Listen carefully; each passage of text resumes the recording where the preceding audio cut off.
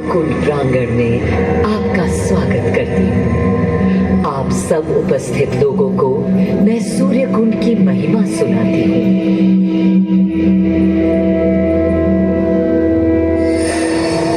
भारत की मिट्टी अनेकों दिव्य आत्माओं की जन्मस्थली है, पर आज मैं आपको कथा सुनाऊंगी भगवान विष्णु के उस अवतार की जिनके अवतरण से मैं पावन हो गई सदा सदा के लिए। माँ कौशल्या की गोद में जन्म लिया मर्यादा पुरुषोत्तम श्री राम ने अधर्म के नाश के लिए, धर्म की विजय के लिए।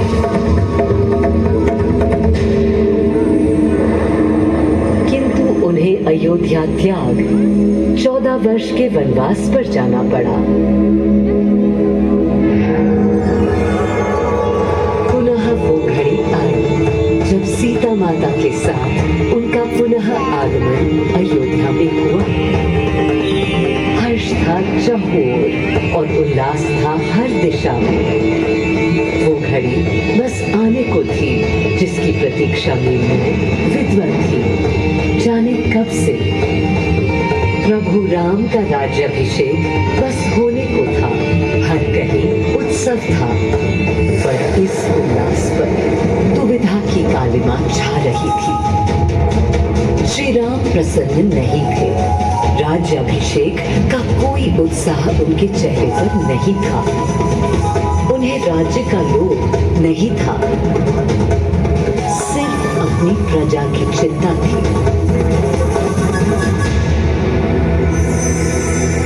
सबके मन में एक ही प्रश्न था, कौन हल कर सकेगा श्री राम की इस दुविधा को, मिटा सकेगा इस अंधकार को, किसके तेज से छट जाएगी ये क्रांति। अरे वही जिसके वंशज हैं श्री राम, जो स्वयं सशरीर धरती पर पधारेंगे श्री राम को राम राज्य समझाने।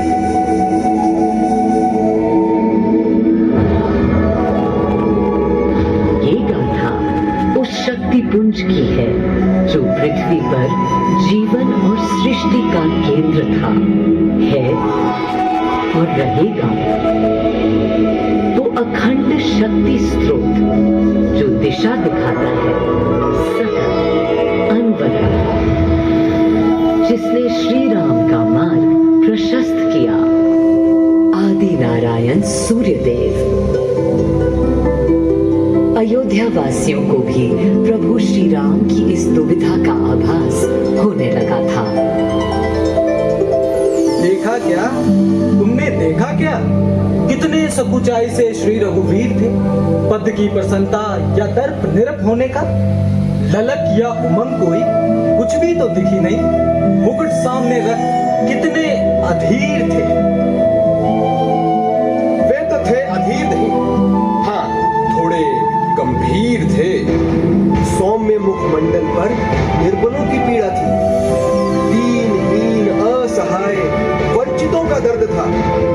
उनके लिए मुकुट अथवा राज सिंहासन वैभव का लोभ नहीं।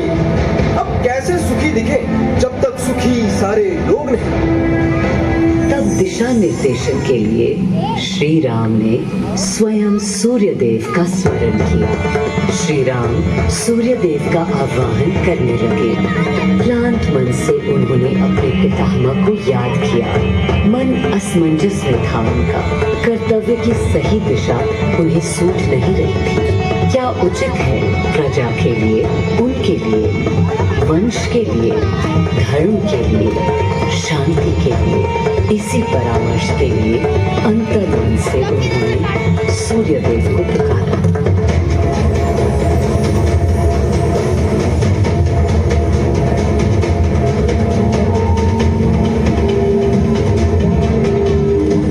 मैं अयोध्या पवित्र से पवित्रतम हो गई हूँ। आज स्वयं श्री राम ध्यानरत हैं, मर्यादा पुरुषोत्तम आह्वान कर रहे हैं, उन सकारात्मक शक्तियों का संचार कर रहे हैं जो उन्हें, मुझे और मेरे यानी अयोध्या के हर निवासी को अनंत काल तक सही दिशा दिखाएंगी। संभव है स्वयं सूर्यदेव सशरीर पधारे अयोध्या की धरा पर।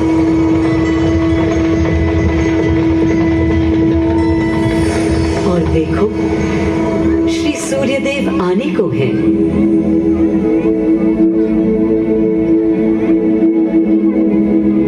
उनकी पहली किरण के स्पर्श से कलियां एक एक कर खिलने लगी। जीवन की कांति हर ओर धीरे धीरे फैलने लगी।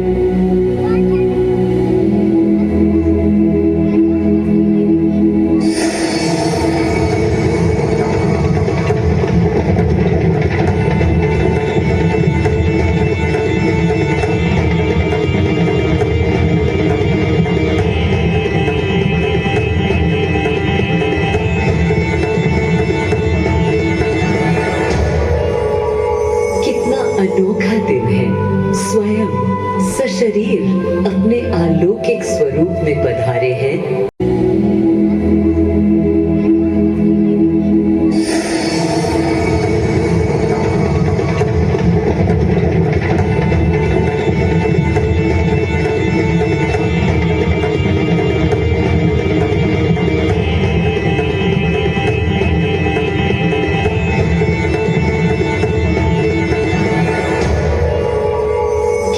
अनोखा दिन है।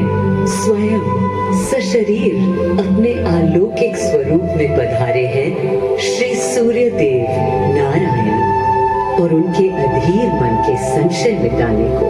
अधीर है या गंभीर है, मैं जानता हूं क्या उनकी पीर है।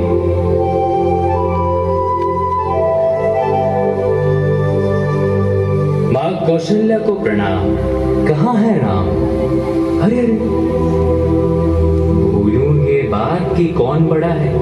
आज्ञा हो तो आपके चरण छू लूं। अरे नहीं नहीं, ये क्या करते हैं आदि पुरुष? ऐसा अनुग्रह सर्वथा अनुचित है। राम वंशज हैं आपके, क्यों पाप का भागीदारी बनाते हैं पितामह? पितामह होंगे हम ब्रह्मलोक, अब धरती पर जनलोक में आ गए हैं। आइए चलिए।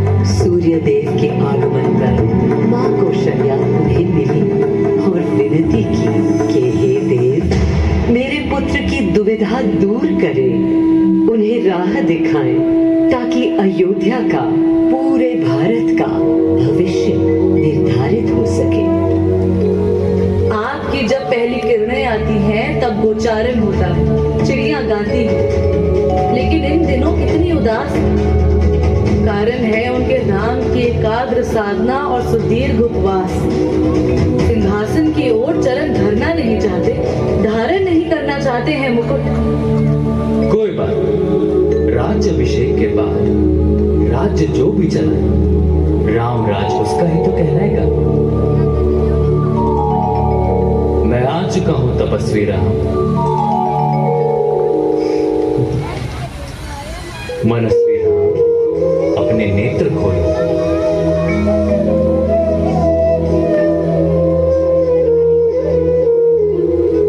प्रणाम पितामह, प्रणाम। राम मेरे राम। पितामह, राम राज्य क्या है? राम स्वयं पूछ रहे हैं कि राम राज्य क्या है। पुनर्ता नया प्रश्न है। अभी तो आप कह रहे थे जो भी चलाएगा। कह रहा था कि राम राज में राम के लिए भी विधान होंगे। आदिदेव, कुछ अनुमान तो मुझे है, लेकिन अब आप बताइए क्या विधान है?